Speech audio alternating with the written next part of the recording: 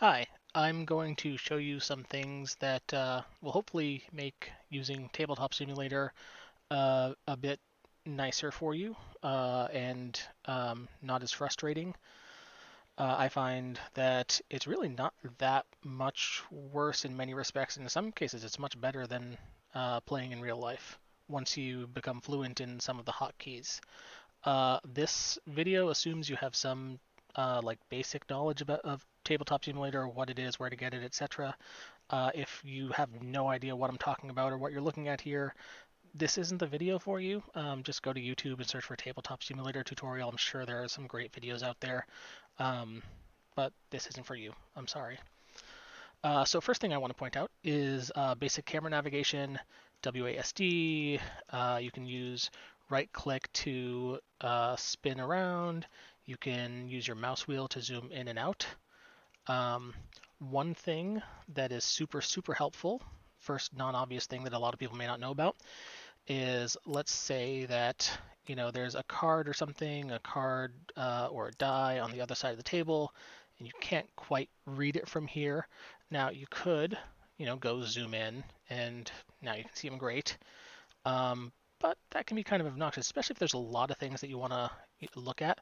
So instead, what you can do is if you hover over anything, you can just hold Alt, and you'll get it a nice, great view of it right front and center on your screen.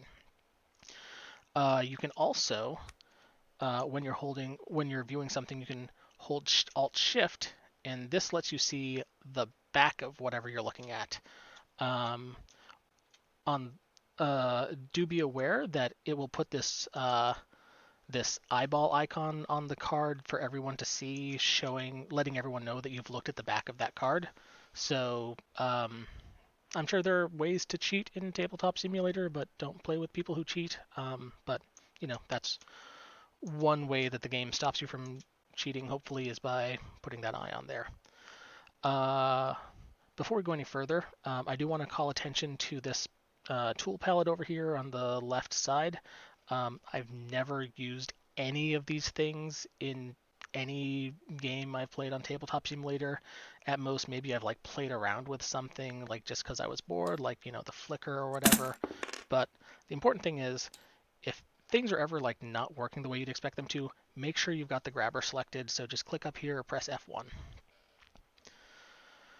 Um, so first thing I'm going to show you as far as like actual game related hotkeys go is you can shuffle the deck either by picking it up and shaking it, or just hover over it and press R. R for shuffle, obviously. I like to think of it as R for randomize, or R for roll, because you can always roll a die like normal, or you can just hit R. You can even have like these commands generally will work if you have multiple things selected. So if I do that, I can shuffle/roll all of them at once.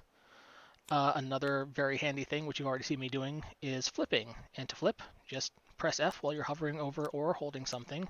All these commands work whether you're just hovering or holding. Do be aware that if you have something selected and then you hover over something, it's going to affect the things you had selected as well. So it's a good practice to, if you do have things selected like this, make sure you unselect them as soon as you're done with it. Um, yeah. So in addition to flipping, you can also rotate with Q and E. The rotation is actually controlled by this setting up here, rotation degrees. I generally have it set to 90 degrees unless a game has some specific reason to pick something else. So like, if you were playing a hex-based game where facing mattered, like Neuroshima Hex or something, you could change that to 60 degrees, and so now you can rotate things in 60-degree increments. But I generally keep it on 90 because that's generally what you want to do. Uh, so the other thing you'll want to do with decks often is take cards from them. And you can do that by just drawing, by just clicking on it, holding click and dragging away from it. And you get all these cards. If you pile cards on top of each other, they'll form their own separate stack like this. If you don't want that to happen, just like offset them a bit or put them like that or whatever. You can also take, if you have like two separate decks like this, you can squish them back together just by dropping one on the top of the other. If you have a bunch of cards or whatever, you can pick them all up, and if you just drop them on here, it's sometimes that'll work, sometimes it won't. I'm actually kind of surprised it worked then. Usually what I'll do is if I have all these things, I'll shake my cursor in order to gather them together, and then this may or may not work. Okay, cool, that worked. More often than not, if that doesn't work, then picking them up again after dropping them will make it work. Okay, so here's one of my favorite tips that I swear nobody knows about. Like, I don't think I've ever seen anyone talk about this, and that's criminal because it's super, super handy and it comes up all the time. Um, Especially if you're dealing with anything with like currency or victory points or whatever. So I've got these bags set up over here with 10, 50, and 100 poker chips. So like, let's say I want to get $170 worth of chips.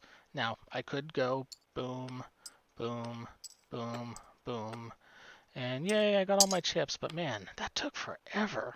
So what you can do instead is, the game actually behaves slightly differently if you have something in your hand. So like right now, if I right click on there, I get a context menu. However, if I have something in my hand and then I right click on a container, I'll grab something from that container. So there, I just got my 170. We'll give 170 to that player, 170 to that player. So much faster and easier. You can pick up anything like this. It doesn't have to be coming from a container. So, I could pick up a bunch of dice. I could pick up some cards, etc. Now I've made a mess of things, so I'm just going to hit Control-Z to undo. And I'm just keeping that until it goes back there. In general, while Control-Z is an option, I would recommend trying not to rely on it because sometimes it can be a little wonky, but like, it's there if you need it. So, as I mentioned, if you have a group of things and you like want to like consolidate them a bit, you can just shake and it'll pull them all together.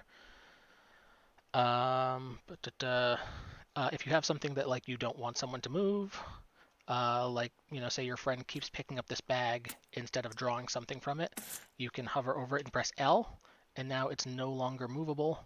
You can see it doesn't even highlight when I hover over it. If I select things, it doesn't get selected, but I can still draw from it. You can also deal. So, you could draw a card from here, but that takes a little while.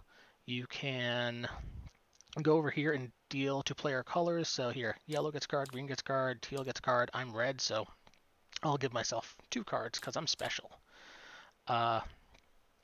So that's cool. But an even better way to do it is you can just hover over the deck and type a number. So I want 3 cards. I type 3. I get 3 cards. You might have noticed a little. I don't know if you can hear it, but you might have noticed a little bit of a delay there. So here, let's do that again. I'm pressing 3 as soon as I say 3. So press 3, and there it goes. Now the reason there's a delay there is because sometimes you don't want just 3 cards. Sometimes maybe you're playing Gin Rummy. You want 10 cards. So you can type in 10 and you get 10 cards. Great. Okay, so that's all like the game-related stuff I wanted to point out. There are some other things that are good to know. A great one is tab. We'll put a ping down on the table for everyone to see. It sticks around for like a little while, makes a nice sound to grab people's attention. So that's a great way if you're playing a game and you want to be like, or someone's like, hey, what did you do last turn? Oh, I put that 100 chip over there, or whatever. Anytime you want to call attention to someone's to anything, like maybe you're teaching root, and as you're going over how stuff works, you're like pinging on the board so people can follow along with you. Copy and paste work as you would expect in other applications. So you can hover over things, Control-C, paste them. You can also you don't have to have them selected. You can do it just by hovering. So like you can see, I don't have that selected, and there we go. You can copy arbitrarily many things. You can delete things with delete. You can do that when you're hovering over them as well. The last thing I would like to show you isn't a hotkey, but it is kind of useful. This is like the only thing I ever really go into. It's not even that common, but it's good to know, is this objects menu up here. So you can get like different tables and backgrounds and saved objects, so you can pull stuff out of other games. But this components menu has some really handy things in here. And one in particular I want to point out is you can get this calculator over here, or counter rather, sorry, counter. And it's just a handy little counter to keep track of things. So maybe you're playing Terraforming Mars, and instead of keeping track of all the cubes, you'd rather use a counter. So you can do that. You can also, I think you can click in here, and yeah, you can just type if you wanted. Actually, I don't even think you need to type in here. Yeah, okay, so you just have to hover over it. You don't even have to have it selected. This is a great thing, like, you put it by your player mat, press L, it's locked down. You can still interact with it, but you're never actually going to, like, accidentally pick it up. I hope that this video was helpful for you.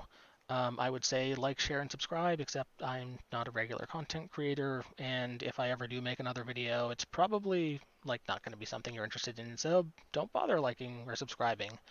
Have a great day, everyone, and stay safe.